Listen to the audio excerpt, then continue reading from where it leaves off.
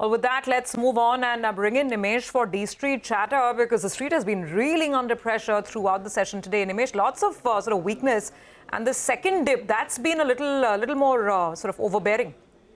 Yes, Abhi, so at day's low, but again, the biggest worry for the market seems to be the geopolitical risk, and that's clearly weighing on the investor sentiment. And so, in fact, I spoke to some large investors, and they all seem to be alluding to this fact that if this gets escalated, you probably will see a further sell-off in the Indian market. So, that's going to be a big event to track, at least in the near term. That's the overall feedback. From an institutional point of view, again, a mixed day. We saw a big sell-off on Friday from the larger FIs. It doesn't look like there's going to be that large a number, but still, they potentially could be on the sell side.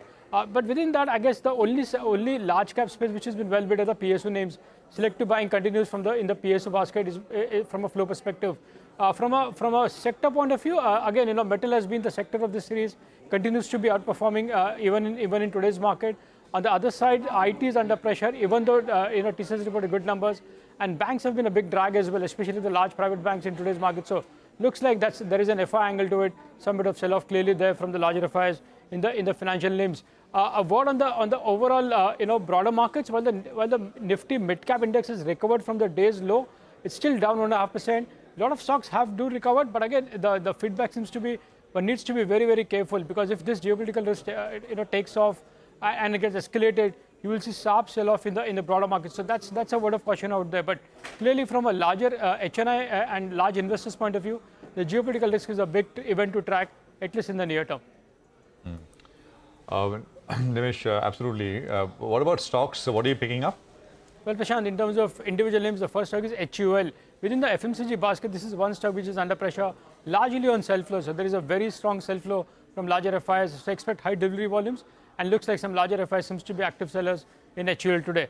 The second stock is HEG. In a weak market, HEG is buzzing in trade, not only today, but if you look at this month chart, the stock is up 34% and been a big outperformer. In fact, I understand a domestic mutual fund has been an active buyer of late, and the city is anticipating a corporate development as well in HEG very soon. So that's the trigger for stock to outperform.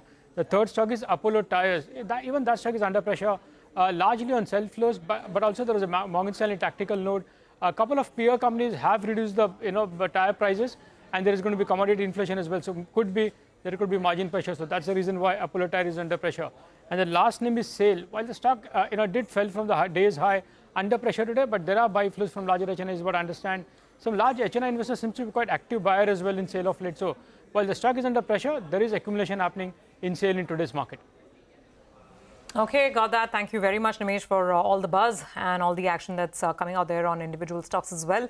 We will take a break on that note, come back on the other side and get you more on the markets, including, of course, a couple of calls with Mitesh Thakkar on the trading ideas that you can work with just before close.